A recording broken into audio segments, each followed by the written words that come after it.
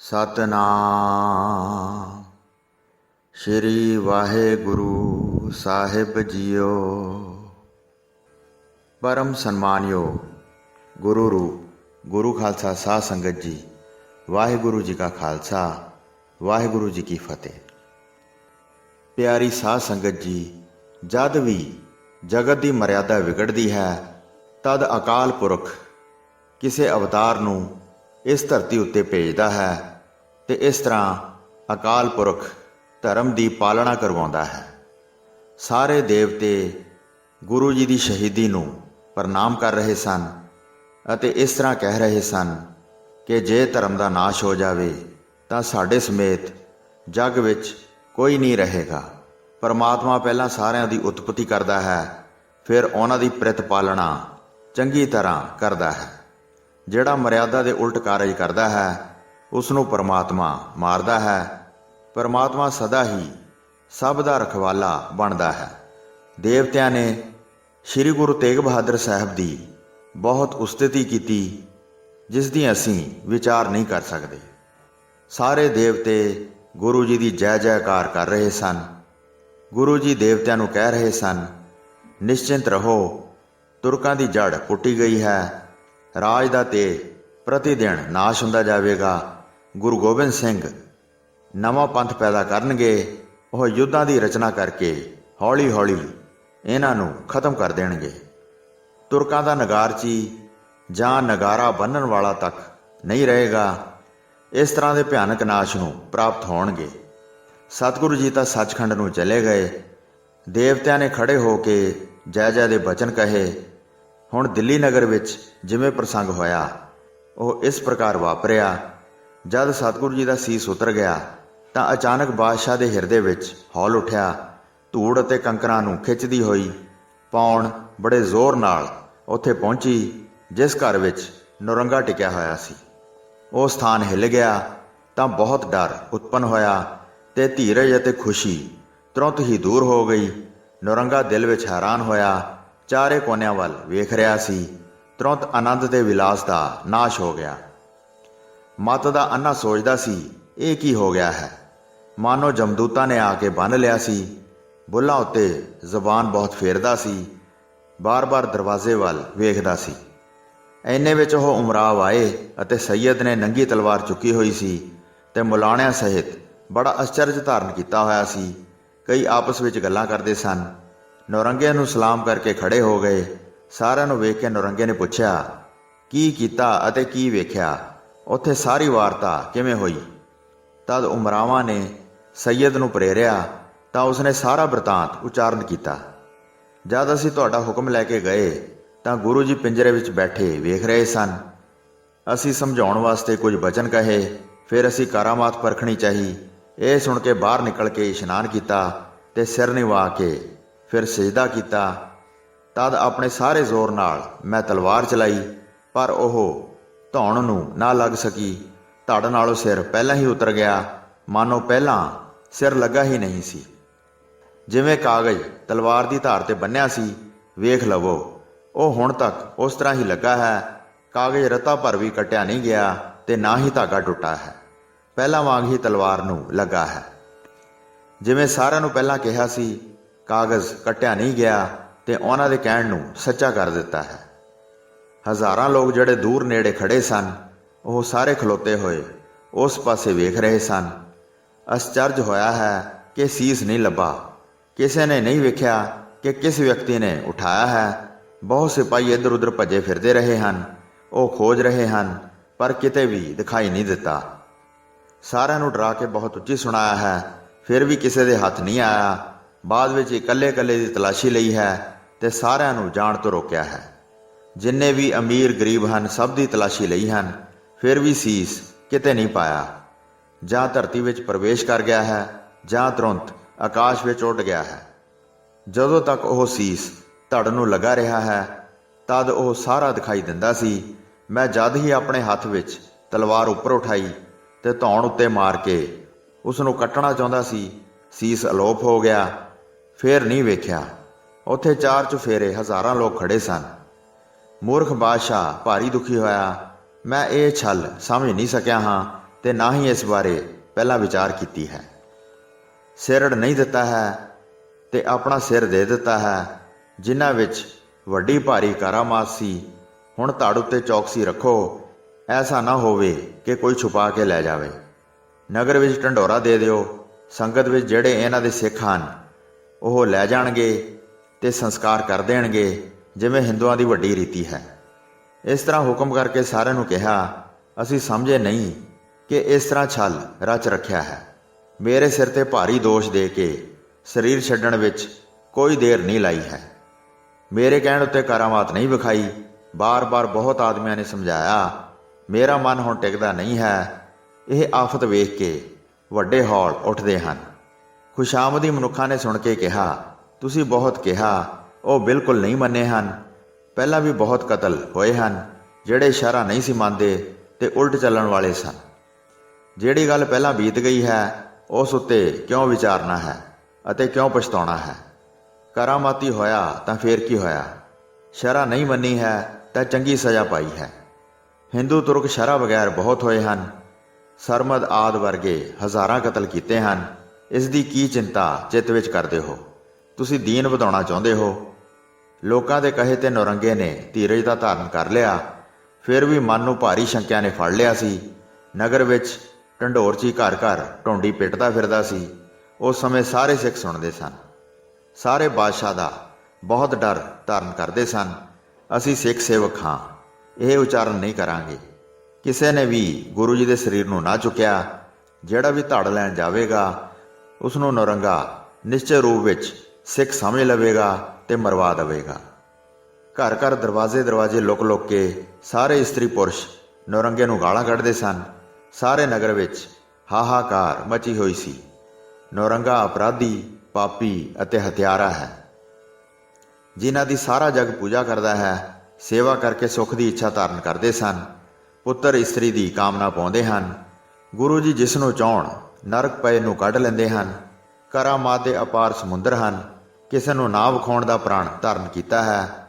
ਉਹਨਾਂ ਨੇ ਹਿਰਦੇ ਦੇ ਦ੍ਰਿੜ ਆਸ਼ਾ ਨੂੰ ਨਹੀਂ ਸਮਝਿਆ ਹੈ। ਇਸ ਤਰ੍ਹਾਂ ਮੂਰਖ ਨੇ ਪ੍ਰਭੂ ਗੁਰੂ ਤੇਗ ਬਹਾਦਰ ਜੀ ਨੂੰ ਸ਼ਹੀਦ ਕਰਵਾ ਦਿੱਤਾ ਹੈ। ਨੌਰੰਗਾ ਜਦ ਇਹ ਜਾਣ ਲਵੇਗਾ ਕਿ ਅਸੀਂ ਗੁਰਸਿੱਖ ਹਾਂ ਤੇ ਪਰਿਵਾਰ ਸਹਿਤ ਸਾਡੇ ਪ੍ਰਾਣ ਕੱਢ ਲਵੇਗਾ। ਇਸ ਤਰ੍ਹਾਂ ਨਿੰਦਿਆ ਕਰਕੇ ਗਾਲਾਂ ਕੱਢਦੇ ਸਨ ਤੇ ਸਾਰੇ ਮਿਲ ਕੇ ਹਾਹਾਕਾਰ ਦਾ ਉਚਾਰਨ ਕਰਦੇ ਸਨ। ਪ੍ਰਗਟ ਨਹੀਂ ਸੀ ਹੁੰਦੇ। ਸਾਰੇ ਲੁਕ ਕੇ ਕਹਿੰਦੇ ਸਨ। ਮੂਰਖ ਨੌਰੰਗੇ ਨੂੰ ਮਨ ਵਿੱਚ ਦੁਸ਼ਟ ਤੇ ਹਠੀ ਸਮਝਦੇ ਸਨ। ਕੋਤਵਾਲੀ ਦੇ ਦਰਵਾਜ਼ੇ ਅੱਗੇ ਧਰਤੀ ਉੱਤੇ ਗੁਰੂ ਜੀ ਦਾ ਧੜ ਪਿਆ ਸੀ। ਜਿੱਥੇ ਗੁਰੂ ਜੀ ਦਾ ਸਰੀਰ ਪਿਆ ਸੀ ਉੱਥੇ ਹੀ ਹੁਣ ਗੁਰਦੁਆਰਾ ਸੀਸਗੰਜ ਸੁਸ਼ੋਭਿਤ ਹੈ। ਪਹਿਲਾਂ ਇਹ ਕੋਤਵਾਲੀ ਦਾ ਇੱਕ ਭਾਗ ਸੀ। ਉੱਥੇ ਸ਼ਸਤਰਧਾਰੀ ਸਿਪਾਹੀ ਖੜੇ ਸਨ। ਸਾਰੇ ਇਸਤਰੀ ਪੁਰਸ਼ ਵੇਖ ਵੇਖ ਕੇ ਜਾਂਦੇ ਸਨ। ਹਾਹਾਕਾਰ ਉਚਾਰਨ ਕਰਕੇ ਕਹਿੰਦੇ ਸਨ, ਤੁਰਕਾਂ ਦਾ ਨਾਸ਼ ਹੋ ਜਾਏਗਾ, ਇਹ ਸਥਿਰ ਨਹੀਂ ਰਹਿਣਗੇ। ਉੱਥੇ ਇੱਕ ਲੁਬਾਣਾ ਸਿੱਖ ਰਹਿੰਦਾ ਸੀ, ਜਿਸ ਦੇ ਪਾਸ ਬਹੁਤ ਬਲਦ ਸਨ, ਜਿਹੜੇ ਗਿਣਤੀ ਵਿੱਚ 10,000 ਸਨ, ਤੇ ਉਹ ਆਪਣੇ ਪਾਸ ਬਹੁਤ ਸੇਵਕ ਰੱਖਦਾ ਸੀ। ਗੁਰੂ ਜੀ ਦੀ ਸ਼ਹੀਦੀ ਬਾਰੇ ਸੁਣ ਕੇ ਉਸਨੇ ਬਹੁਤ ਦੁੱਖ ਪਾਇਆ ਅਤੇ ਗੁਰੂ ਜੀ ਦੇ ਸਰੀਰ ਦੇ ਦਰਸ਼ਨ ਕਰਨ ਵਾਸਤੇ ਉਸ ਥਾਂ ਆਇਆ। ਬ੍ਰਿਛ ਦੇ ਥੱਲੇ ਗੁਰੂ ਜੀ ਦਾ ਧੜ ਪਿਆ ਸੀ। ਸਰੀਰ ਨੂੰ ਵੇਖ ਕੇ ਅੱਖਾਂ ਵਿੱਚ ਜਲ ਭਰ ਆਇਆ। ਸੋਚਣ ਲੱਗਾ, ਸਾਨੂੰ ਸਿੱਖਾਂ ਨੂੰ ਵੱਡੀ ਧਿਰਕਾਰ ਹੈ। ਇਸ ਤਰ੍ਹਾਂ ਸਤਿਗੁਰੂ ਜੀ ਦੀ ਦਸ਼ਾ ਵੇਖੀ ਹੈ। ਪਹਿਲਾਂ ਆਪਣੇ ਪ੍ਰਾਣ ਨਹੀਂ ਦਿੱਤੇ ਹਨ।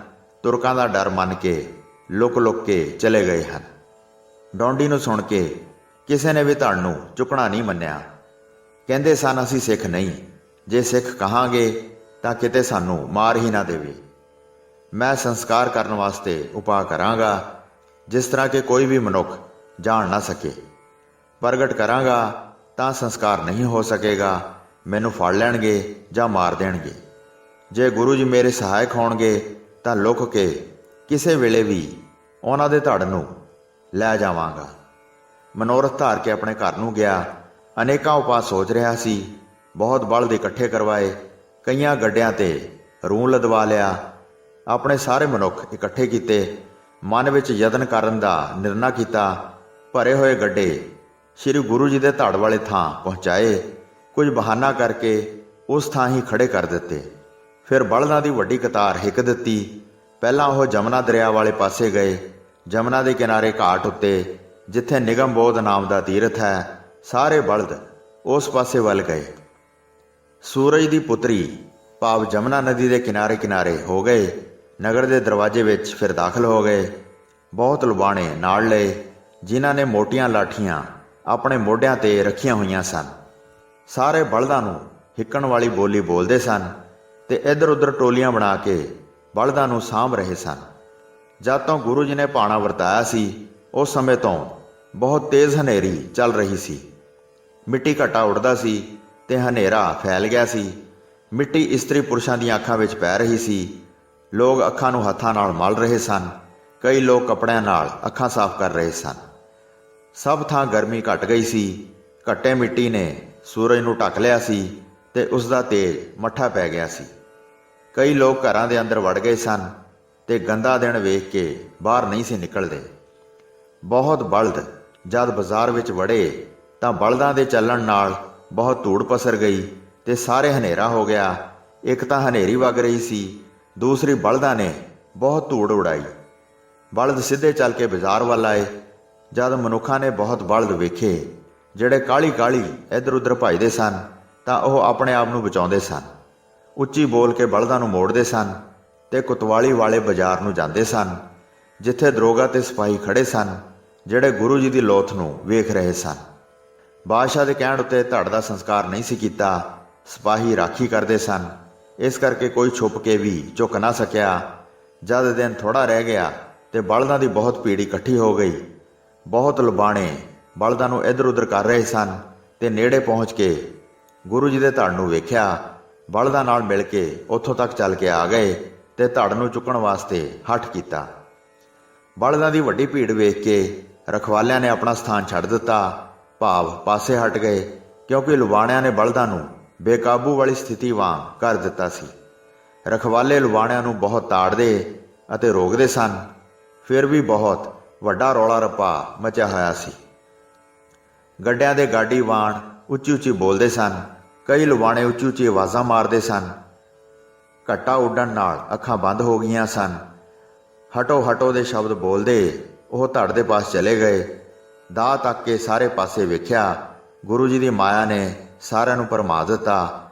ਧੜ ਵਾਲੇ ਪਾਸੇ ਕਿਸੇ ਦੀ ਵੀ ਦ੍ਰਿਸ਼ਟੀ ਨਾ ਗਈ। ਕੁਝ ਮਨੁੱਖਾਂ ਨੇ ਉਸ ਸਮੇਂ ਧੜ ਨੂੰ ਚੁੱਕ ਲਿਆ। ਤੁਰੰਤ ਧੜ ਨੂੰ ਚੁੱਕ ਕੇ ਰੂਹ ਵਾਲੇ ਗੱਡੇ ਪਾਸ ਲਿਆਏ ਤੇ ਭਲੀ ਪ੍ਰਕਾਰ ਵਿੱਚ ਟਿਕਾ ਦਿੱਤਾ। ਬਹੁਤ ਕਾਹਲੀ ਕਾਹਲੀ ਬੁੱਧੀ ਦੀ ਵਰਤੋਂ ਕਰਦੇ ਸਨ ਤੇ ਇੱਧਰ ਉੱਧਰ ਵੇਖ ਕੇ ਧੜ ਨੂੰ ਲੁਕਾਉਂਦੇ ਸਨ। ਧੜ ਨੂੰ ਬਹੁਤ ਰੂਹ ਨਾਲ ਢੱਕ ਦਿੱਤਾ, ਜਿਸ ਪ੍ਰਕਾਰ ਕੇ ਵੇਖਿਆ ਨਾ ਜਾ ਸਕੇ। ਮਨ ਹੀ ਮਨ ਵਿੱਚ ਗੁਰੂ ਜੀ ਦਾ ਸਿਮਰਨ ਕਰਦੇ ਕਹਿੰਦੇ ਸਨ, ਆਪਣਾ ਕਾਰਜ ਗੁਰੂ ਜੀ ਆਪ ਕਰਦੇ ਹਨ। ਫਿਰ ਬੰਦਨਾ ਕਰਕੇ ਹਟ ਕੇ ਚਲੇ ਗਏ ਤੇ ਬਲਦਾਂ ਵਿੱਚ ਇੱਧਰ ਉੱਧਰ ਹੋ ਗਏ। ਬਲਦਾਂ ਦੀ ਕਤਾਰ ਅੱਗੇ ਜਾ ਰਹੀ ਸੀ ਤੇ ਉੱਚੀ ਉੱਚੀ ਬੋਲਦੇ ਹਿੱਕਦੇ ਜਾ ਰਹੇ ਸਨ। ਹਨੇਰੀ ਅਤੇ ਬਲਦਾਂ ਨੇ ਬਹੁਤ ਧੂੜ ਉਡਾਈ ਸੀ। ਸਾਰਿਆਂ ਦੇ ਨੈਣਾਂ ਵਿੱਚ ਘੱਟਾ ਛਾ ਰਿਹਾ ਸੀ। ਨਗਰ ਦਾ ਦਰਵਾਜ਼ਾ ਜਦ ਨਿਕਲ ਗਏ ਤਾਂ ਤਿਆਰ ਹੋਏ ਗੱਡੇ ਅੱਗੇ ਚੱਲਣ ਲੱਗੇ। ਫਿਰ ਸਿਪਾਹੀ ਆ ਕੇ ਵੇਖਣ ਲੱਗੇ ਤਾਂ ਉਹਨਾਂ ਨੇ ਆਪਣੇ ਅੱਗੇ ਸਤਿਗੁਰੂ ਜੀ ਦੇ ਧੜ ਨੂੰ ਨਾ ਵੇਖਿਆ। ਸਾਰਿਆਂ ਦੇ ਵਿੱਚ ਫਿਰ ਰੌਲਾ ਮਚ ਗਿਆ ਤੇ ਸਿਪਾਹੀ ਇੱਧਰ ਉੱਧਰ ਸਭ ਥਾਂ ਵੇਖਣ ਲੱਗੇ। ਉਹਨਾਂ ਨੇ ਮਨ ਵਿੱਚ ਬਹੁਤ ਅਚੰਭਾ ਮੰਨਿਆ, ਇਹ ਕਿਸ ਨੇ ਵੱਡਾ ਧੋਖਾ ਕੀਤਾ ਹੈ। ਕਦੀ ਦੌੜ ਕੇ ਜਾ ਕੇ ਵੇਖਦੇ ਸਨ। ਜਿੰਨੇ ਵੀ ਲੁਬਾਣੇ ਬਲਦਾਂ ਸਹਿਤ ਸਨ, ਇੱਕ ਇੱਕ ਨੂੰ ਫੜ ਫੜ ਤਾੜਦੇ ਸਨ ਤੇ ਵੇਖ ਕੇ ਨਿਰਣਾ ਕਰਕੇ ਛੱਡ ਦਿੰਦੇ ਸਨ। ਉਸ ਤਰ੍ਹਾਂ ਹੀ ਸਾਰੇ ਬਲਦ ਖਾਲੀ ਵੇਖੇ। ਬਾਅਦ ਵਿੱਚ ਫਿਰ ਕੇ ਹੋਰ ਮਨੁੱਖਾਂ ਨੂੰ ਲੱਭਦੇ ਸਨ। ਇਸ ਤਰ੍ਹਾਂ ਵੇਖਦੇ ਗੱਡਿਆਂ ਪਾਸ ਆਏ। ਜਦ ਗਿਣਦੇ ਸਨ ਤਾਂ ਇੱਕ ਗੱਡਾ ਘੱਟ ਹੋ ਜਾਂਦਾ ਸੀ।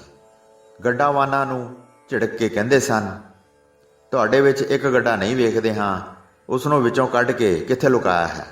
ਉਸ ਵਿੱਚ ਤੁਸੀਂ ਗੁਰੂ ਜੀ ਦਾ ਧੜ ਰੱਖਿਆ ਹੈ। ਦੱਸ ਦਿਓ, ਨਹੀਂ ਤਾਂ ਕੈਦ ਕਰਾਂਗੇ ਤੇ ਮਾਰ ਮਾਰ ਕੇ ਤੁਹਾਡੀ ਜਾਨ ਕੱਢ ਦਿਆਂਗੇ। ਗੱਡੀਵਾਨਾਂ ਨੇ ਗੁਰੂ ਜੀ ਤੇ ਸ਼ਰਧਾ ਧਾਰਨ ਕੀਤੀ। ਇਹਨਾਂ ਪਾਸੋਂ ਗੱਡੇ ਗਿਣੇ ਨਹੀਂ ਜਾਂਦੇ ਹਨ। ਗੁਰੂ ਜੀ ਨੇ ਇਹਨਾਂ ਦੀ ਮੱਤ ਮਾਰ ਦਿੱਤੀ ਹੈ। ਫਿਰ ਉਹਨਾਂ ਨੇ ਨਿਰਭੈ ਹੋ ਕੇ ਕਿਹਾ, ਦੋਸ਼ ਤੋਂ ਬਗੈਰ ਕਿਸ ਦੇ ਪ੍ਰਾਣ ਕੱਢ ਦਿਓਗੇ? ਬਾਦਸ਼ਾਹ ਦੇ ਘਰ ਨਿਆਂ ਹੈ ਕਿ ਨਹੀਂ? ਕਿਸ ਤਰ੍ਹਾਂ ਤੁਸੀਂ ਸਾਨੂੰ ਕੈਦ ਕਰ ਲਵੋਗੇ? ਪਾਸ ਰਹੇ ਹਾਂ, ਅਸੀਂ ਕਿਤੇ ਵੀ ਨਹੀਂ ਗਏ ਹਾਂ। ਜਿਵੇਂ ਤੁਹਾਨੂੰ ਚੰਗਾ ਲੱਗਦਾ ਹੈ ਉਸ ਤਰ੍ਹਾਂ ਹੀ ਭਾਲ ਕਰ ਲਓ। ਗੱਡੇ ਗਿਣਦੇ ਸਨ ਪਰ ਉਹ ਗਿਣੇ ਨਹੀਂ ਸੀ ਜਾਂਦੇ। ਫਿਰ ਵੇਖ ਕੇ ਸਮਝੇ ਕਿ ਇਹ ਸੱਚ ਹੀ ਕਹਿੰਦੇ ਹਨ। ਨਗਰ ਵਿੱਚ ਗਲੀ ਗਲੀ ਫਿਰ ਕੇ ਵੇਖਿਆ, ਕਿਤੇ ਵੀ ਖੋਜ ਨਾ ਲੱਭਾ। ਉਸ ਸਮੇਂ ਬਹੁਤ ਲੱਭਦੇ ਫਿਰਦੇ ਰਹੇ। ਸਾਰੇ ਗੱਡਾਵਾਨਾਂ ਨੂੰ ਕਿਹਾ ਤੇ ਉਹ ਬਲਦ ਜੋੜ ਕੇ ਗੱਡੇ ਲੈ ਕੇ ਚੱਲ ਪਏ। ਹੌਲੀ ਹੌਲੀ ਚੱਲ ਕੇ ਉੱਥੇ ਆ ਗਏ ਜਿੱਥੇ ਸਾਰੇ ਲੁਬਾਣੇ ਮਿਲ ਕੇ ਉਡੀਕ ਕਰ ਰਹੇ ਸਨ। ਗੱਡੇਵਾਨਾਂ ਨੇ ਉਹਨਾਂ ਨੂੰ ਦੱਸਿਆ, ਸਤਿਗੁਰੂ ਜੀ ਆਪ ਸਹਾਇਕ ਬਣੇ ਹਨ। ਕਿਸੇ ਦੁਸ਼ਟ ਨੂੰ ਵੀ ਪਤਾ ਨਹੀਂ ਲੱਗਾ ਹੈ। ਤੁਹਾਡੇ ਪਾਸ ਤੱਕ ਅਸੀਂ ਲੈ ਕੇ ਆਏ ਹਾਂ। ਛੁਪ ਕੇ ਕਿਸੇ ਥਾਂ ਸੰਸਕਾਰ ਕਰ ਦਿਓ। ਦੇਰ ਕਰਨ ਦੀ ਚੰਗੀ ਗੱਲ ਨਹੀਂ। ਤੁਰਕ ਬਹੁਤ ਹੈਰਾਨ ਹਨ ਤੇ ਸਭ ਥਾਂ ਲੱਭਦੇ ਫਿਰਦੇ ਹਨ। ਲੁਬਾਣਿਆਂ ਨੇ ਫਿਰ ਸਲਾਹ ਕੀਤੀ, ਇਸ ਤਰ੍ਹਾਂ ਕਰੀਏ ਜਿਵੇਂ ਪਹਿਚਾਣ ਨਾ ਹੋ ਸਕੇ। ਛੱਪਰਾਂ ਦੇ ਬਹੁਤ ਘਰ ਬਣਾਏ ਸਨ। ਉਹਨਾਂ ਵਿੱਚ ਸਾਰੇ ਰਹਿੰਦੇ ਸਨ। ਉਹਨਾਂ ਵਿੱਚੋਂ ਸਾਰੀਆਂ ਵਸਤਾਂ ਕੱਢ ਲਈਆਂ ਤੇ ਉਹਨਾਂ ਦੇ ਵਿੱਚ ਹੀ ਚਿਖਾ ਚਿਣ ਦਿੱਤੀ। ਬਹੁਤ ਮਨੁੱਖਾਂ ਨੇ ਮਿਲ ਕੇ ਤੁਰੰਤ ਕਾਰਜ ਕਰ ਦਿੱਤਾ। ਸਾਰੇ ਬੜਾ ਪ੍ਰੇਮ ਧਾਰ ਕੇ ਕੰਮ ਕਰ ਰਹੇ ਸਨ। ਉਹਨਾਂ ਨੇ ਸਾਰੇ ਛੱਪਰਾਂ ਨੂੰ ਅੱਗ ਲਾ ਦਿੱਤੀ ਤੇ ਚਿਖਾ ਵਾਲੇ ਛੱਪਰ ਵਿੱਚ ਅੱਗ ਜ਼ਿਆਦਾ ਬਾਲ ਦਿੱਤੀ। ਬਹੁਤ ਲੱਕੜਾਂ ਘਿਓ ਪਾਇਆ ਤੇ ਅੱਗ ਬਾਲਣ ਦੀ ਬਹੁਤ ਉੱਚੀ ਲਾਟ ਉੱਠੀ। ਜਦ ਅੱਧਾ ਧੜ ਅਗਨ ਭੇਟ ਹੋ ਗਿਆ ਤਾਂ ਉਹਨਾਂ ਨੇ ਰੌਲਾ ਪਾ ਦਿੱਤਾ, ਕਿਸੇ ਨੇ ਆ ਕੇ ਸਾਡੇ ਛੱਪਰਾਂ ਨੂੰ ਅੱਗ ਲਾ ਦਿੱਤੀ ਹੈ। ਇੱਧਰ ਉੱਧਰ ਭੱਜੇ ਫਿਰਦੇ ਸਨ, ਮਾਨੋ ਅੱਗ ਬੁਝਾ ਰਹੇ ਸਨ। ਦੂਰ ਕੇ ਨੇੜੇ ਸਭ ਨੇ ਸੁਣਿਆ। ਦੌੜ ਦੌੜ ਕੇ ਬਹੁਤ ਲੋਕ ਚੱਲ ਕੇ ਆਏ। ਬੁਝਦੀ ਨਹੀਂ ਸੀ। ਬਹੁਤ ਘਰ ਸਾੜ ਦਿੱਤੇ। ਬਹੁਤ ਬਾਲਣ ਇਕੱਠਾ ਕੀਤਾ ਸੀ। ਉਸ ਨੂੰ ਕਿਵੇਂ ਕੱਢ ਸਕਦੇ ਸਨ ਜਿਹੜਾ ਵਿੱਚ ਅਗਨ ਭੇਟ ਹੋ ਗਿਆ ਸੀ। ਇਸ ਤਰ੍ਹਾਂ ਸਾਰਿਆਂ ਵਿੱਚ ਛਲ ਕਰਕੇ ਸਤਿਗੁਰੂ ਜੀ ਦੇ ਧੜ ਦਾ ਚੰਗੀ ਤਰ੍ਹਾਂ ਸੰਸਕਾਰ ਕਰ ਦਿੱਤਾ। ਜਦ ਸਵੇਰ ਹੋਈ ਤਾਂ ਫੁੱਲ ਚੁਣ ਲਏ। ਤਾਂਬੇ ਦੀਆਂ 2 ਗਾਗਰਾਂ ਭਰ ਕੇ ਚੰਗੀ ਤਰ੍ਹਾਂ ਬਹੁਤ ਡੂੰਘਾ ਟੋਆ ਪੁੱਟਿਆ ਤੇ ਚਿਖਾ ਵਾਲੀ ਥਾਂ ਤੇ ਉਹਨਾਂ ਗਾਗਰਾਂ ਨੂੰ ਤੁਰੰਤ ਦੱਬ ਦਿੱਤਾ। ਕੋਈ ਵੀ ਮਾੜੀ ਮੱਤ ਵਾਲਾ ਇਸ ਬਾਰੇ ਨਾ ਜਾਣ ਸਕਿਆ। ਇਸ ਤਰ੍ਹਾਂ ਸਤਿਗੁਰੂ ਜੀ ਦਾ ਸੰਸਕਾਰ ਕੀਤਾ। ਫਿਰ ਬਹੁਤ ਕੜਾਹ ਪ੍ਰਸ਼ਾਦ ਤਿਆਰ ਕਰਵਾਇਆ। ਸਾਰੀ ਸਿੱਖ ਸੰਗਤ ਨੇ ਮਿਲ ਕੇ ਤਿਆਰ ਕੀਤਾ। ਰਬਾਬੀਆਂ ਨੇ ਮਿਲ ਕੇ ਉੱਥੇ ਸ਼ਬਦਾਂ ਦਾ ਗਾਇਨ ਕੀਤਾ ਤੇ ਅਰਦਾਸ ਕਰਕੇ ਸਾਰਿਆਂ ਵਿੱਚ ਕੜਾਹ ਪ੍ਰਸ਼ਾਦ ਵਰਤਾ ਦਿੱਤਾ। ਇਸ ਤਰ੍ਹਾਂ ਸਭ ਰੀਤੀਆਂ ਨਾਲ ਜੋੜ ਮੇਲਾ ਕਰਕੇ ਮਨ ਵਿੱਚ ਪ੍ਰੇਮ ਕਰਕੇ ਬਹੁਤ ਸ਼ਰਧਾ ਧਾਰਨ ਕੀਤੀ। ਚਿਖਾ ਵਾਲੇ ਸਥਾਨ ਤੇ ਛਪਰੀ ਤਿਆਰ ਕਰਵਾਈ ਤੇ ਸਦਾ ਹੀ ਦੀਪਕ ਜਗਾਉਂਦੇ ਰਹੇ। ਜਿਵੇਂ ਹਰਮੰਦਰ ਬਾਅਦ ਵਿੱਚ ਉਚਾਰਿਆ ਗਿਆ। ਅੱਜ ਇਸ ਸਥਾਨ ਤੇ ਜਿਹੜਾ ਕਿ ਦਿੱਲੀ ਵਿੱਚ ਹੈ, ਗੁਰਦੁਆਰਾ ਸ਼੍ਰੀ ਰਕਾਬਗੰਜ ਸਾਹਿਬ ਸੁਸ਼ੋਭਿਤ ਹੈ। ਲੱਖਾਂ ਹੀ ਸਿੱਖ ਉੱਥੇ ਜਾ ਕੇ ਆਪਣੀ ਸ਼ਰਧਾ ਦੇ ਫੁੱਲ ਅਰਪਣ ਕਰਦੇ ਹਨ ਤੇ ਗੁਰੂ ਜੀ ਦੀਆਂ ਅਸੀਸਾਂ ਦੇ ਪਾਤਰ ਬਣਦੇ ਹਨ। ਸਾਧ ਸੰਗਤ ਜੀ, ਹਾਲਾਂਕਿ ਇਸ ਗ੍ਰੰਥ ਵਿੱਚ ਉਸ ਸਿੱਖ ਦਾ ਜ਼ਿਕਰ ਨਹੀਂ ਹੈ ਜਿਸ ਸਿੱਖ ਨੇ 9ਵੇਂ ਪਾਤਸ਼ਾਹ ਦਾ ਸੰਸਕਾਰ ਕੀਤਾ ਸੀ। ਆਪ ਜੀ ਦੀ ਗਿਆਤ ਲਈ ਦਾਸ ਆਪ ਜੀ ਨੂੰ ਦੱਸ ਰਿਹਾ ਹੈ ਕਿ ਉਸ ਸਿੱਖ ਦਾ ਨਾਮ ਲੱਖੀ ਸ਼ਾਹ ਵਣਜਾਰਾ ਸੀ ਜਿਸ ਨੇ ਗੁਰੂ ਜੀ ਦੇ ਸੀਸ ਦਾ ਸੰਸਕਾਰ ਕੀਤਾ। ਵਾਹਿਗੁਰੂ ਜੀ ਕਾ ਖਾਲਸਾ, ਵਾਹਿਗੁਰੂ ਜੀ ਕੀ ਫਤਿਹ।